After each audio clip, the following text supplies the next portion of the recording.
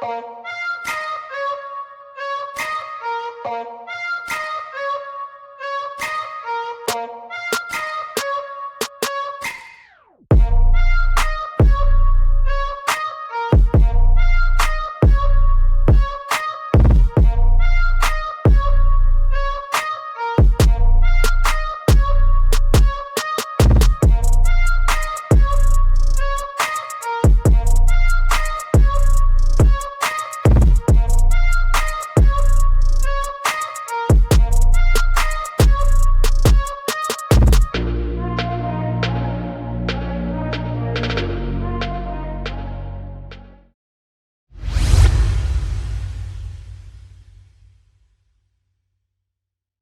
Guys welcome back my YouTube channel JBR rider MS27। हाल ही में आपने बहुत ज़्यादा सपोर्ट दिया है हमको और आगे भी देंगे ऐसी करता हूँ मैं आशा। और अभी आपने देखा था कि हमारे ग्रुप के कुछ मेंबर्स लगाए थे लद्दाख राइड के लिए, तो आज हम सब लोग मिले हैं यहाँ पे और हम मैं उनसे उनका एक्सपीरियंस जो है लद्दाख राइड का फर्स्ट राइड थी उनकी लद्दाख जो करके आए हैं, पूरा 5800 समथिंग किलोमीटर किया है। तो उनकी अभी वो सब बताएंगे अपने को डिटेल्स, कैसा क्या उनको सब जर्नी हुई है, कैसा क्या प्रॉब्लम सब शेयर किए हैं उन्होंने, कैसे कैसा पानी बारिश उस टाइम गए थे, उस टाइम बारिश भी बहुत थी। तो चलो अभी शुरुआत करता हूँ अपने। तो ये है अमित भाई अपने जो गए थे डोमिनार 400 से अमरावती से लद्दाख के लिए, और ये है ऋषिकेश भाई जो कि गए थे HD बाइक से, और ये है वैभव सर जो गए थे होंडा CB 300R से। तो आप सभी को पहले तो बहुत बहुत बधाई, आपने अपनी जो जर्नी थी लद्दाख की वो कंप्लीट की है। और टोटली आपका जो भी हुआ है इसमें एक्सपेंस वगैरह, जो बाकी अगर कोई जाना चाहता है लद्दाख तो उसके लिए आप क्या उनको नोट दे सकते हो, क्या टिप दे सकते हो। तो सबसे पहले मैं सवाल करता हूँ अमित जी से। तो अमित भाई आप बताइए कि आपको टोटल जो आपका किया है लद्दाख अमरावती से लद्दाख, लद्दाख से अमरावती, तो कितना किलोमीटर हुआ है टोटल? गौरव भाई किलोमीटर अगर मैं देखूं तो टोटल हुआ है 5870 किलोमीटर, 670 किलोमीटर सॉरी। और लगभग 18 दिन में हमने कवर किया है। 18 दिन में लगभग कवर किया है ना। तो और उसमें फ्यूल कॉस्ट अगर आपको बोला जाए तो कितना आएगा फ्यूल कॉस्ट? मेरे पास एक्चुअली डोमिनार 400 है, तो डोमिनार 400 के हिसाब से मुझे जो माइलेज मैंने कैलकुलेट किया है 25 का अराउंड मुझे मिला है। हाँ। और मेरा पेट्रोल एक्सपेंसेस मैंने अभी कैलकुलेट किया है कुछ 17,540 रुपये का फ्यूल मुझे टोटल लगा है। 17,540 का पूरा। आई थिंक मेरे ख्याल से ऋषिकेश और वैभव भाई आपको भी उतना ही लगा होगा, क्योंकि आपकी भी स्पीड कंटिन्यू उतनी ही होंगी कंटिन्यू। हाँ नहीं, पेट्रोल का देखा जाए तो 18 से 19,000 के बीच में आपका भी। मेरा भी एक 17,000 के आसपास का एक पेट्रोल का अंदाज मैं पकड़ के चल रहा हूँ। एग्जैक्ट अभी कैलकुलेशन। अच्छा ठीक है, फिर भी अगर मोटा अगर बोला जाए तो 17 से 18,000, अगर राउंड फिगर भी बोला जाए अपन ने तो 20,000 पकड़ लो। जितना आप रनिंग करते हैं, जितना प्लेसेस वगैरह एक्सप्लोर करते चलते हैं वो हिसाब से। हाँ, क्योंकि जो सिचुएशन में हम गए थे वहाँ पे कुछ पासेस बंद हो गए थे। हाँ। जैसे खारदुंगला बंद हो गया था बाद में, क्योंकि उधर का वेदर कंडीशन के हिसाब से। नुब्रा वैली बंद हो गया था, तो थोड़ा डिस्टेंस वगैरह हमारा और कम हो गया। फिर भी और बाकी क्या तो हमने बाकी किया है आपने। चलो ठीक है। खाने का कॉस्ट तो वैसे 7 से 8,000 रुपये आया है। वैसे तुम ग्रुप में लिए गए थे ना, तीनों चार लोग थे, 4 लोग में फिर डिवाइड हो गया होगा। हाँ, पर हेड 7,000 से 8,000 रुपये आया है। एक जो हाँ। हम बुलाते हैं, मतलब क्या खाने का है, हाँ, होटल में कौन से खा रहे हैं उस पर डिपेंड है। कहीं महंगा है, कौन से स्टेट में महंगा है, कौन से स्टेट में सस्ता है, उस पर भी डिपेंड है, ऊपर नीचे होता है। नॉर्मली 7 से 8,000 रुपये खाने का खर्चा आता ही है पूरा जो ट्रिप है आपकी। हाँ। उसके अंदर है ना। और वैभव भाई आपसे पूछना चाहता हूँ कि भाई आपको वहाँ पे जो ज़्यादा के एक्सपेंसिव जैसा कुछ लगा है क्या, ऐसा अदर जैसा आप इसमें गए हैं खारदुंगला वगैरह गए हैं, या फिर आपको कहीं अब यहाँ पे कुछ पासेस वगैरह कुछ ऐसे उसमें कुछ आपको एक्स्ट्रा चार्जेस देने पड़े क्या? रास्ते के जैसा बोलते हैं परमिट निकालते हैं। जी। तो परमिट का कुछ चार्जेस लगे हैं क्या आपको? ऐसा वहाँ पे एक आपको कंपलसेशन है कि परमिट निकालना ही पड़ता है। अगर आप खारदुंगला या उमलिंगला पास वगैरह जाते हैं तो आपको परमिट कंपलसरी है। लेकिन हमारा तो अभी तक कोई परमिट चेक हुआ नहीं है। हो अच्छा। सकता है कि वहाँ पे वो सिचुएशन हमारे क्रिएट नहीं होंगी जहाँ पे हमको हर जगह चेकिंग वगैरह हाँ, इसके पहले थी या इसके बाद में भी हो सकती है, लेकिन अभी तक के हमको ऐसा कुछ तो आपने टोटली लेह लद्दाख तक किया, खारतुंगला तक किया है, हाँ तो वहाँ तक अपने को परमिट की ज़रूरत ही नहीं आई आपको? हमने निकाला था वैसे एक दिन पहले परमिट निकाला कितने था, का लेकिन, निकला था फिर भी?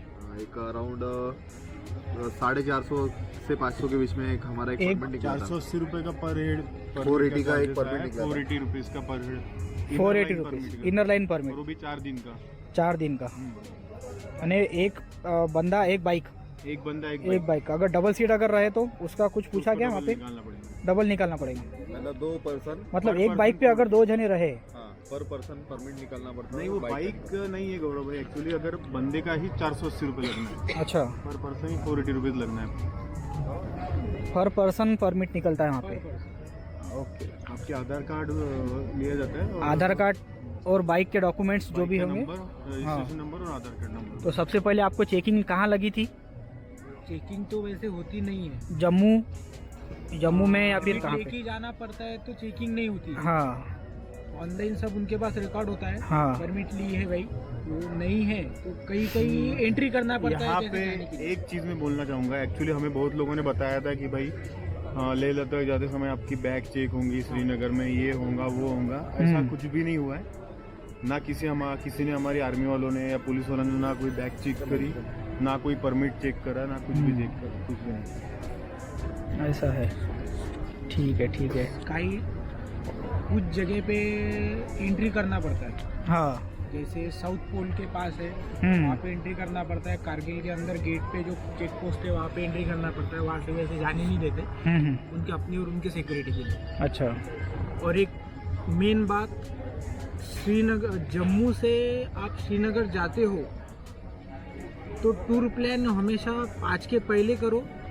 मॉर्निंग 5 के पहले। मॉर्निंग 5 के पहले हाँ या 9 या 10 के बाद करो, उसके बीच में मत जाओ। जैसे अभी अमरनाथ यात्रा है, हाँ, इसी हाँ। बीच हम लोग टूर निकालते हैं, जो भी लोग हैं वो इसी टाइम पे जाते हैं। तो कैसा है, अमरनाथ के यात्रा की वजह से वो थोड़ा सा सिक्योरिटी की वजह से नॉर्मल जो टूरिस्ट लोग हैं जो यात्रा में जो रजिस्ट्रेशन करके जाते हैं, हाँ। उनकी सिक्योरिटी की वजह से हमको रुका के रखते हैं। उसमें टाइम वेस्ट हो जाता है, उसमें time waste होने से अच्छा फिर है आगे कि की आप- जर्नी भी कवर नहीं होती थी सबसे जल्दी। इम्पोर्टेंट बात, अगर आप मनाली वाला रोड ना चूज करते हुए अगर श्रीनगर से जा रहे हो, हाँ, पूरा अगर तो- सर्किट करना है जैसा हाँ, हाँ। अगर आप श्रीनगर से जम्मू श्रीनगर वहाँ ले अगर जाना चाहते हो, हम्म। तो आप वहाँ पे कम से कम 2 दिन तो एक्सटेंडेड पकड़ के चलो, क्योंकि आर्मी का कैनुआ है या फिर अदर कोई मिलिटेंट एक्टिविटी अगर होती है, कुछ हाँ। होता है, तो आपको 2 दिन स्पेयर में लेके ही चलना है। ओके, वही आपको मनाली वाली रूट पे ये प्रॉब्लम नहीं जाएगी। मनाली वाला रूट थोड़ा सा ये भी है, टफ भी है ना? रास्ता रूट टफ है। मनाली रूट पे जैसे बारिश के वक्त टफ है, हम्म। उसके बाद जाऊंगे या उसके पहले जाऊंगे तो कोई दिक्कत नहीं। धूल मिट्टी वाला अच्छा। पोर्शन ज्यादा है अच्छा अच्छा, उधर side में। उस साइड में। वहाँ पे कैसा लैंडस्लाइड सबसे ज्यादा होता है मनाली वाले रूट पे। हाँ। हर जगह रिस्क है, अगर आप वहाँ पे कोई लैंडस्लाइड हो गया, खुदा ना खास्ता कहीं और जगह हो, लेकिन आपका 2 दिन अटकना वहाँ पे। और आप लोग गए भी थे तो बारिश के टाइम गए थे, तो उस टाइम शायद वहाँ पे वो रास्ता बंद भी था। अगर देखा तो लैंडस्लाइड Close जो भी होता है था। ना, तो जब तक के लैंडस्लाइड क्लियर नहीं होता है तब तक के आपको वहाँ पे मदद रुकना करना पड़ता थोड़ा है। सा रिस्की है, मदद रिस्की भी है। जल्दी और वहाँ आती पे नहीं। रेंज का प्रॉब्लम है, कहीं से कांटेक्ट हो नहीं सकता कभी कभी। हम्म। कई कई जगह रेंज है लेकिन कुछ बेहतर जगह है कि रेंज आप नहीं घर है। से ही अपना जो है पोस्टपेड वाला सिम कार्ड लेके जाओ, वहाँ पे इससे आपको हाँ issue नहीं होगा। इशू नहीं होता अगर आप नेटवर्क का। प्रीपेड लेके जाओगे तो वो वहाँ पे बंद पड़ना है। वहाँ पे अगर नेटवर्क की बात किया जाए तो वहाँ पे एयरटेल पोस्टपेड का अच्छा नेटवर्क है, कई जगह BSNL एयरटेल चलता का भी है अच्छा और जियो है, ये 3 सबसे ज़्यादा चलते हैं वहाँ पे। एयरटेल का रेंज आपको सबसे अच्छा मिलेगा, लेकिन अगर आप पैनगोंग लेक वगैरह जाते हैं तो वहाँ पे BSNL पोस्टपेड और जियो पोस्टपेड आपको ये 2 सिम पोस्टपेड मोस्टली अगर बोला जाए तो पोस्टपेड ही अगर वहाँ पे चलेंगे पोस्टपेड ही आपसी। चलेगा, प्रीपेड प्रीपेड आपका चलेगा ही नहीं। अगर आपको प्रीपेड वगैरह लेना है तो प्रीपेड आपको ऑटोमेटिक लोकल बंद सिम हो लेना जाता है। बंद हो जम्मू जाता है। अगर आप एंटर करते हो जम्मू से, वो आपको हाँ। बंद हो जाएगा, सिम नेटवर्क ही नहीं दिखेगा ऐसे जम्मू ओके। से। उसके अलावा फिर आप अगर पूछा जाए तो आपने जैसे अभी यहाँ से कंटिन्यू फर्स्ट दिन आप कहाँ तक गए थे?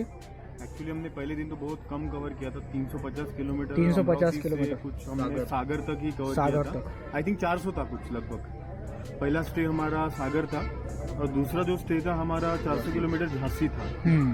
झांसी के बाद में हमने फिर डायरेक्ट दिल्ली के आगे हम दिल्ली आगरा, हरियाणा बॉर्डर पे। दिल्ली हरियाणा बॉर्डर पे हम कहीं रुके थे।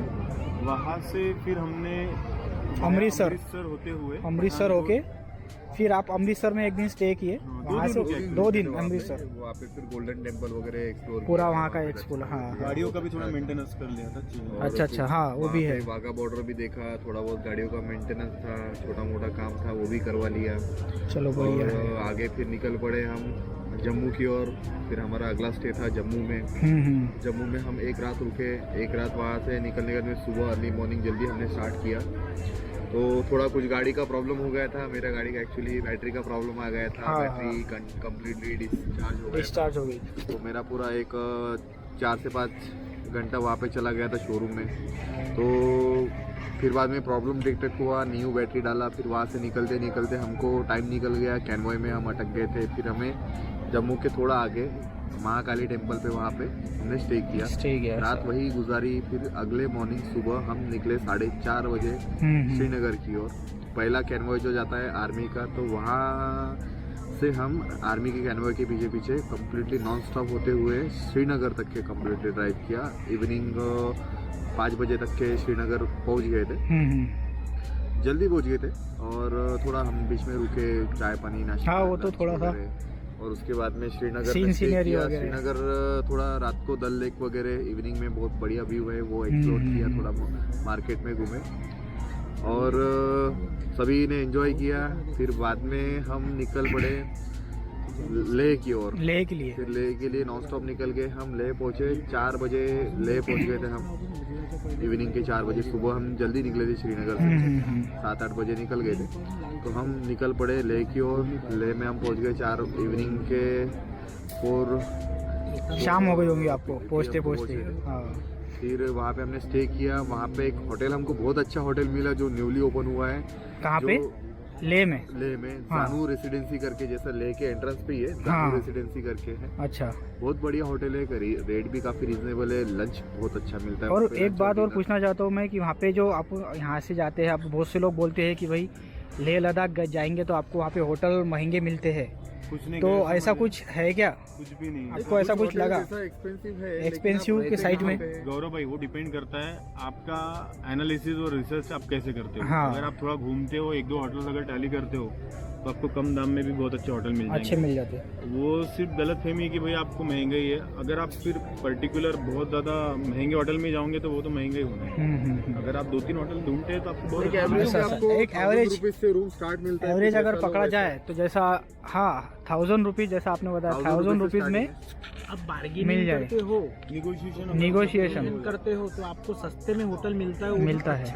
अच्छा, उस जगह पे वो भी होता है, मिल जाएंगे आपको इजीली। लेकिन वहाँ पे कुछ रहने खाने का टेंशन नहीं है। पेट्रोल आपको जो फ्यूल स्टेशन है, हाँ फ्यूल स्टेशन आपको बोलना चाहता हूँ, फ्यूल का स्टेशन का कैसा है? लेह तक के सभी जगह है। आपको, मुझे तो नहीं लगता लेह कोई तक आपको कोई दिक्कत ही नहीं आई होगी। लेह की भी आगे है गौरव भैया। हाँ एक्चुअली क्या है ना, लेह से सभी पॉइंट 140-120 किलोमीटर पे, और आज ओके। हर किसी की गाड़ी का टैंक कैपेसिटी 12 लीटर 12 लीटर तो है ही है। 200 से तो कहीं मुझे भी जरूरत नहीं पड़ी कि कहीं पेट्रोल एक्स्ट्रा कैरी करने का। ऑलमोस्ट हर जगह पेट्रोल पंप है, तो आपका वो जो कैन लेके जाने का, हाँ ये एक सबसे मतलब बड़ी ही बात है कि भाई मतलब पेट्रोल लगती है। हाँ। हर जगह फ्यूल स्टेशन मिल जाते हैं। पूरा एक साथ घूम रहे हो, जैसे खारदुंगला से नुब्रा में जा रहे हो। हाँ कंटिन्यू अगर आपको घूमना कंटिन्यू है जा रहे हो तो एक तो आप लेह में आपको पेट्रोल मिलता है, उसके बाद में आप खारदुंगला होके नुब्रा में जाते हो। नुब्रा में आपको पेट्रोल पंप मिलता है, पेट्रोल कैरी कैन करने की जरूरत नहीं है। हाँ करने की जरूरत है तो थोड़ा सा पेंगोंग से लेके, अगर हानले जाना है आपको, अगर हाँ, पेंगोंग जाना है, लंबा स्ट्रेच अगर करना है, अगर आपको उमलिंगला पास जाना है, वो करीबन आपको कैरी करना पड़ता है। हाँ फिर भी अगर देखा 10 लीटर कैन कैरी करना पड़ता है। 10 लीटर आपको कम से कम 18 से 20 लीटर पेट्रोल कैरी करना जरूरी है, क्योंकि जो आपका टैंक का कैपेसिटी 12 लीटर और आपका एडिशनल वो मतलब एक अराउंड 20 लीटर तो भी एक इन एवरेज आपका पेट्रोल में हो जाएगा। फिर भी आपको कहीं कहीं अगर आप ट्रैवल ज़्यादा करते हैं, कोई पॉइंट्स ज़्यादा कवर करते हैं, तो फिर वहाँ से आपको थोड़ा बहुत पेट्रोल अरेंज करके मिल जाएगा, लेकिन वो आफ्टर मार्केट है। मतलब हाँ वो भी एक रिस्की है, है, पर ठीक है, इमरजेंसी में कर सकते हैं। लेकिन मैं तो आपको रिकमेंड करूंगा लेह से आप पेट्रोल कैरी फिल कैन करके करिए, चलिए करके। और वहाँ पे अगर आप हाई एल्टीट्यूड एरिया में जाते हैं तो वहाँ पे आपको ऑक्सीजन की कमी रहेगी। हाँ। तो मैं आपको रिकमेंड करूंगा जिनको ऑक्सीजन का प्रॉब्लम है, जो स्मोक वगैरह करते हैं वो ना करे, जो ड्रिंक वगैरह करते हैं वो ना करे, और जिनको ऐसा ब्रीदिंग प्रॉब्लम लगा है तो वो ऑक्सीजन सिलेंडर कैरी कर सकते Carry या कर जो सकते हैं। कपूर वगैरह आता है, कपूर भी जो कापूर एक है, कपूर लहसुन आता है, तो वो आप कैरी कर वो कैरी कर इसमें सकते हैं ब्रीदिंग के लिए। ऐसा और जो है, ठंड के कपड़े हैं वो भी कैरी कीजिएगा, वो भी बहुत ऐसा है कि अगर आप ले सिटी में 2 से 3 दिन रह लोगे ना हाँ, तो आपको ऑक्सीजन का प्रॉब्लम ही नहीं प्रॉब्लम ही नहीं होगा। हाँ, जो सबसे पहले मैं रिकमेंड करना चाहूँगा, जैसा आप लेह में एंटर हो गए तो 1 या 2 दिन बॉडी को रिलैक्स दो। वहाँ पे जैसा बॉडी वो एटमॉस्फेयर में मैच हो गया, फिर आप अगला जर्नी स्टार्ट कर जब भी- सकते हैं।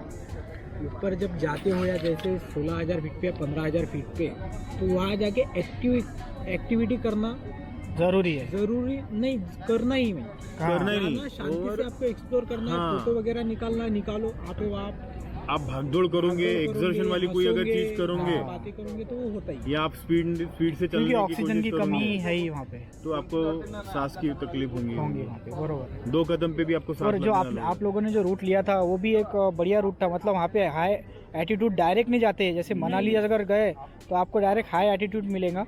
और आप जो गए थे अभी रास्ता 6,000 से लेके ये 11,000 मनाली, ये जो रूट है आपका जो मनाली श्रीनगर, तो ये कम से हाई तक जाता है। तो मतलब कैसा अपने बॉडी को वही atmosphere वो में ज़्यादा हाँ match हो मिल गया। जाता है जैसे उसमें, मनाली की तरफ से जाते हो वहाँ, तो आप थोड़ा थोड़ा ऊपर जाते जाते 15,000 फीट पे चले जाते हो। डायरेक्ट चले जाते हैं आप उसके अंदर। इधर हाँ, से जाते हो श्रीनगर साइड से, तो आप कम से कम 6,000 से लेके 10,000, 11,000, फिर नीचे उतरते स्टेप हो, बाय स्टेप जाते हो तो उतना नीचे तकलीफ उतरते नहीं हो, जाती। फिर 15,000 पे जाके आप 14,000 पे जाके लेह में स्टे करते दूसरी भी हो। हाँ। बात है, अगर आपको ओरिजिनल खूबसूरती कश्मीर भी अगर देखना हो ना हाँ हाँ, तो आप वाया श्रीनगर जम्मू होते हुए ही जाइए, उसका एक खूबसूरती भी अलग है। और कंप्लीट लद्दाख का अगर पूरा आनंद लेना है तो आपको बॉम्ब फोड़ूंगा। पूरा एक सर्किट कंप्लीट करके ही जैसे दिल्ली से जम्मू, जम्मू से श्रीनगर, श्रीनगर से ले कारगिल ले और लेह से फिर मनाली होते हुए वापस चंडीगढ़। ओके, तो गाइस हमारे लद्दाख की टीम आ चुकी है वापस अमरावती।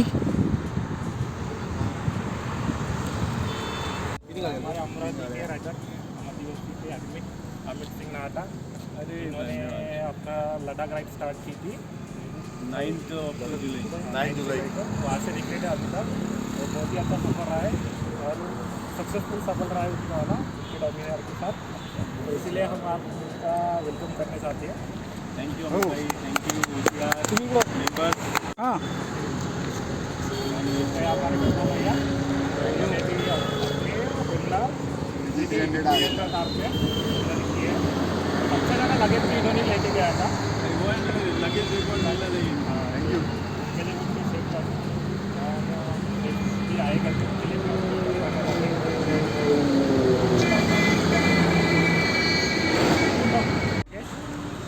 और शेयर के मेंबर्स हैं वो, और उन्होंने भी अपना अमरावती ट्रैवल स्टार्ट की थी। कहना चाहते हैं कि अपने लिए फर्स्ट टाइम ही किया है इतने बड़ी लॉन्ग ड्राइव। थोड़ा जोर से बोल। अप्रिशिएट करते हैं और वेलकम करना चाहते हैं हमारे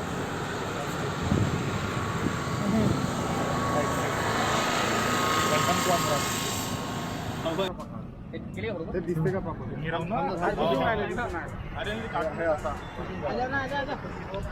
ऑर्डर करेंगे, आ जाओ।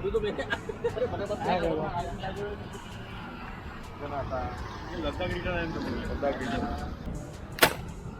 पैसा क्या बात है, मालूम नहीं था।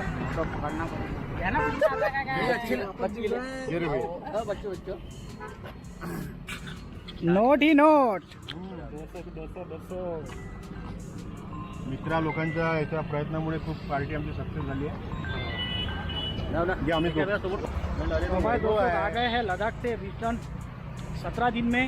लद्दाख अमरावती से लद्दाख से अमरावती। इनका स्वागत किया हमने। और बहुत ही प्यारा केक था दोस्तों, सच में। गौरव भाई और अमित भाई ने बहुत अच्छा ऑर्गेनाइजेशन किया।